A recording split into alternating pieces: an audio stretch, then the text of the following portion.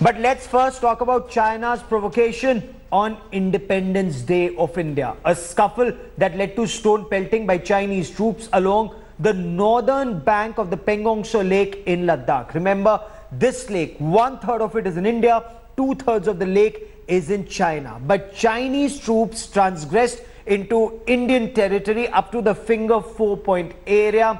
Both sides, of course, pulled back in about half an hour. But remember, the Doklam standoff has now been on for 60 days, and then there's another violation by China. Is this now an attempt by China to escalate tension along multiple sides all along the line of actual control? There is currently a border management meeting underway to ensure the situation doesn't flare up. The Chinese army tries to intrude Ladakh. Stone pelting by Chinese forces. And then the Indian troops foil Chinese attempt. The dragon, who is rattled amid the Doklam standoff, has now targeted the Ladakh border. On Tuesday morning, the PLA troops tried to intrude into the north bank of Pangong Lake. The Chinese troops were successful in entering the Finger 4 area, but were interrupted by the Indian forces and were sent back. Baffled by the action of the Indian side, Chinese soldiers resorted to stone pelting. The heated exchange between the two sides caused minor injuries to soldiers on both the sides. It was believed that the Chinese patrols lost their way due to bad weather conditions. But after the stone pelting incident, it is seen as a clear intrusion bid by China. A situation on the Indo-China border is so tense that for the first time in 2 decades, the Chinese army did not greet the Indian army post at Trishul. This year, first time in a decade, there is not visitors from the Chinese PLA who had greeted the Indian counterparts in the Trishul border on the day of Independence Day. That clearly indicates how the tension between India and China is mounting.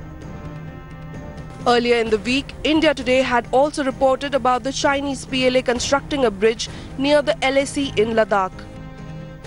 And now, with the increased tensions between India and China due to Doklam, the whole of LAC remains volatile, including the Pangong Lake area. With Ashraf Vani in Leh and Geeta Mohan in Delhi, Bureau Report, India Today. India Today, Shri Ranjan Sen now joins me for the latest developments along the line of actual control. Also with me is Lieutenant General Atta Hasnain. He's commanded a corps in Kashmir, joins us on the broadcast. Also with us is Brahmachalani, and Professor Brahmachalani follows China very closely, reads the dragon's mind. But I want to come to you first, Shruti, and I want to understand from you what's happening in this border management meet. Issues and incidents is what they wanted to ensure do not flare up. So what came of it?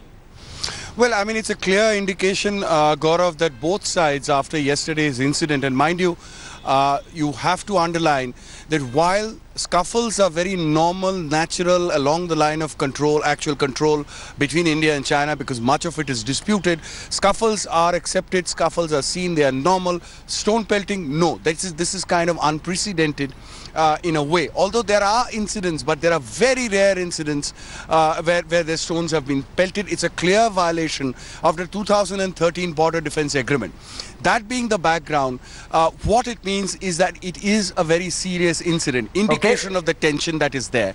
What has happened in the Border Defense Agreement or the flag meeting that we see at the BPM huts today is that both sides have said that we need to strengthen the mechanisms to maintain peace and tranquility along the border, which is very clearly saying that both India and China are showing the maturity which says that, well, Doklam is happening, let's not link everything up to Doklam, let not Doklam spill over to the other areas, let us hold on, let us hold. Or is China trying to lull India into perhaps a false sense of calm? Is that a correct assessment? Because the Narendra Modi government is watching these developments very closely. Now, India has reacted with a very calm demeanor, very hostile statements made by the Chinese press, by their army, by their government, but a very calm and a very mature response followed India, came from India's side. So how is the government assessing it? Let's find out.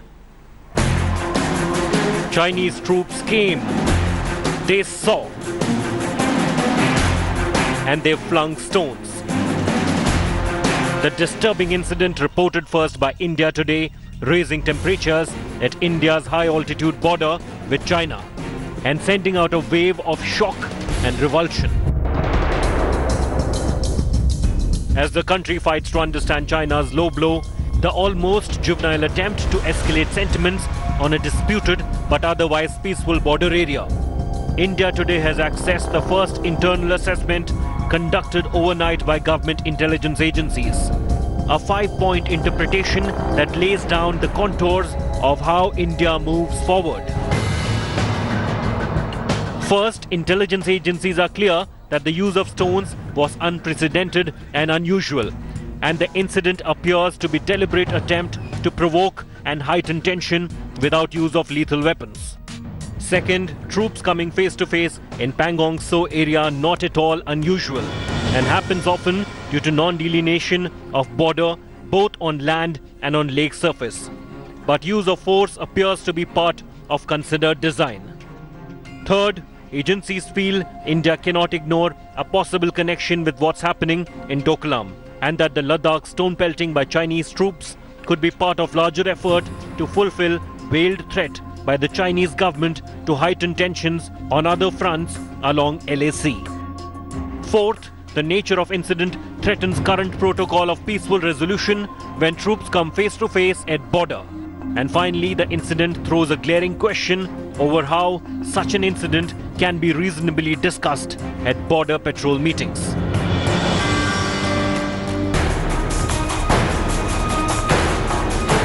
There's no sidestepping the fact that the Ladakh incident, while it lasted only 30 minutes, has still sent ripples of shock through a system that's already tense from the Doklam standoff.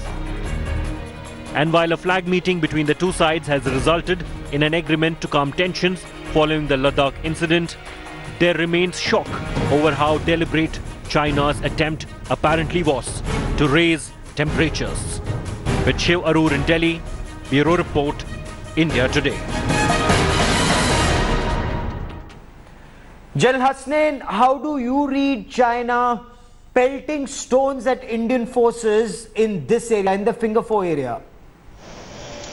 Gaurav, firstly, I would like to inform you that I have commanded my battalion right there in Chushul, responsible for the area of the Pangong Tso. So I'm fully aware of what all happens there. Secondly, I could trivialize this whole incident and just say that this is a one-off kind of a thing and unprecedented, the use of stones on patrols. But I think I have to take it seriously from the angle that the men involved are not carrying stones. Stones may just be there. They are all carrying weapons. They're carrying medium machine guns and rocket launchers and automatic grenade launchers. Now, when this kind of a thing happens, you need a single trigger to upset the entire balance. May I remind you about what happened at Nathula in 1967? Yes. The standoff also was over a period of time. And it was only when we were laying the wire obstacle to demarcate the boundary that finally, out of the blue, suddenly, fire was opened on our troops and we had huge casualties. Yes. Now, I don't think the Chinese are looking at history. I don't think they're treating this seriously enough. And they're not looking at the very serious and mature way in which our government is handling this. Yesterday, the Prime Minister, in his speech on Independence Day, did not even make a mention of the line of actual control or anything on Doklam or anything on China at all. He left it to the Foreign Minister and her very mature speech in Parliament, which enunciated what the policy of the Government of India is, which is primarily the diplomatic route.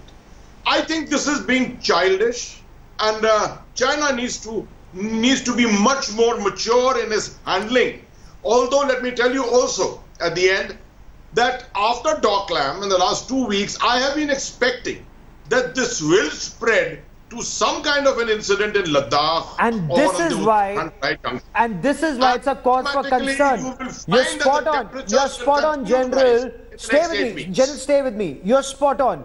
This may appear childish, but is far more sinister than being just childish or juvenile, that Chinese troops are behaving, in this manner. Brahmachalani, you study China very closely. Now, is this very well choreographed? First, Doklam, they were surprised by India's response. Now it's 2 months that the Doklam standoff is on because China is actually blowing hot, blowing cold. So they celebrate Independence Day with us, they exchange sweets with us, and then they pelt stones in the Finger Four area, Brahmachalani. There's a method to what China is doing. China is systematically trying to mount greater pressure on India from different flanks. Today's Global Times has an article which says that Doklam marks a defining moment for China, that henceforth the two countries are going to be heading towards long-term strategic confrontation.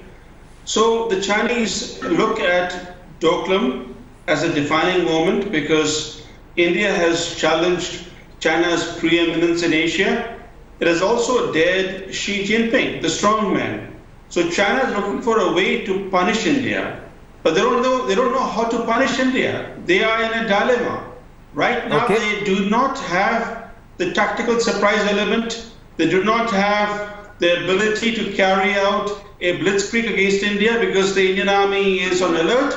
So they are in a fix, and yet they're searching for a way to punish India. So we should not discount the Chinese threat. We have to be vigilant and we have to be ready. Okay. General Hasnain, you spoke of 67 very specifically. So there was a standoff situation.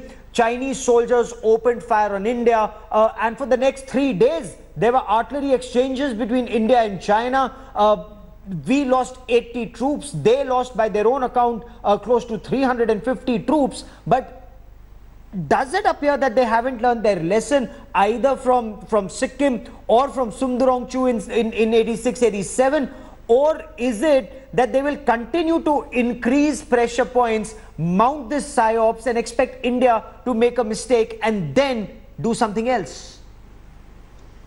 Gaurav, the Chinese are past masters in the study of history. They know their tactics very well. They are strategists. To think that there is not a method in the madness of what is going on would be actually trivializing the whole situation. I do believe that everything that they're doing is with an intent, and as Mr. Brahmachalani very correctly assessed himself, actually they've run out of options. And they're finding it difficult actually now to pressurize India. I think the window which they are looking for is primarily in the next 6 to 8 weeks, in which we have always been assessing from a political angle that primarily it is the upcoming 19th Congress of the Chinese Communist Party. Yes. Now, till then, they cannot possibly stand down, they cannot dilute their stance, because a mutual withdrawal from Doklam itself is going to be seen as a victory for India. One of the strange strategic situations which comes once in a while.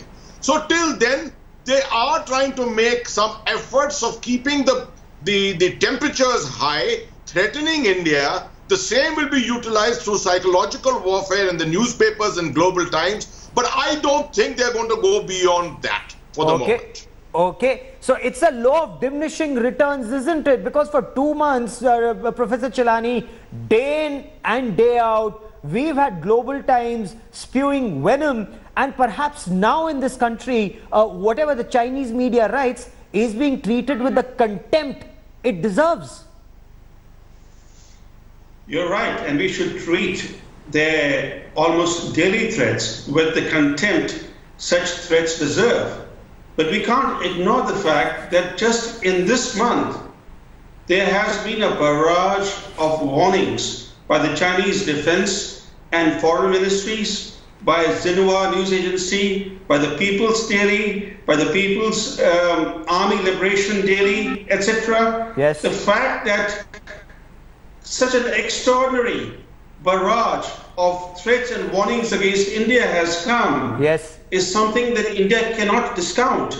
And let me say one thing. Yes. The only way we can deter China from launching a military attack on India is if we can show that we are ready not only to meet their aggression, but to defeat it. We are ready to inflict heavy reverses on any invading force. Oh, Only absolutely. if we can demonstrate.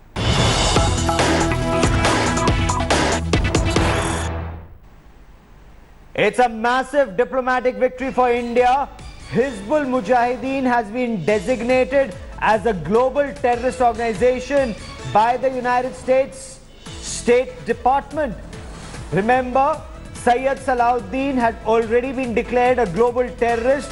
Now the department has designated the organization Hizbul Mujahideen as a foreign terrorist organization. So what does this mean? It means that all properties and interests of Hizbul Mujahideen are now subject to US jurisdiction, and they will be blocked.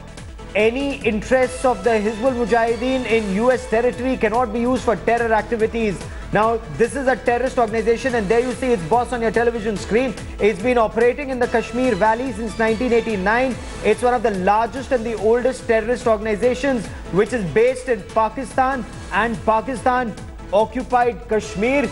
Hizbul Mujahideen has its boss Syed Salahuddin has been designated as a global terrorist by the US State Department. And I quickly want to cut across to India today. Shiv Arur. Shiv, it's a shot in the arm for India's war on terror. While Pakistan may continue to hide a global terrorist and shelter a global terrorist organization, they stand exposed globally, Shiv. This is a very substantive follow-up, Gaurav, to the action taken by the US State Department and its other agencies when Prime Minister Modi visited Washington at the end of June earlier this year. Now, at that time, the focus of the action was the chief of the Hizbul Mujahideen, Syed Salahuddin, who, as you know, shuttles between Pakistan-occupied Kashmir, Pakistan and Kashmir itself. But what we have now is substantive action taken on the transactional freedom of the Hizbul Mujahideen and its affiliates. And this is money transactions and property transactions, not just based in the area and in the region, but also perhaps connected with the United States. Okay. As you know, the financial and revenue intelligence agencies in the United States have very long arms, and they've got the best possible financial intelligence as far as their global networks are concerned. The CIA is also involved as far as terror financing, terror funding and transactions are concerned. This is a symbol and an affirmation that they've sunk their teeth into the Hizbul Mujahideen. India's diplomatic lobby has obviously worked, yes. And President Trump's assurance, well, it wasn't really in a statement, but his assurance that the Hizbul Mujahideen, the Jamaat ud-Dawa and other such terror groups would be acted against is certainly, paying off, and it obviously is happening on the ground with this State Department action. Absolutely, Shiv. Stay with me. General Hasnain, you've commanded a corps in the Kashmir Valley. General Hasnain, how do you view this? So just today we've had a great story about a Lashkar-e-Taiba terrorist being killed in an encounter in Pulwama. That's where 133 terrorists since January till date have been killed in the valley. And now the US, as Shiv says, sinking its teeth into this Pakistan-based terrorist organization. I'm happy that I'm on the program while the breaking news was coming in. And sequentially, whatever you have explained to the listeners and to your viewers is absolutely correct. On the kinetic side, almost 132, 133 terrorists killed till this time, which is much more than the figure last year.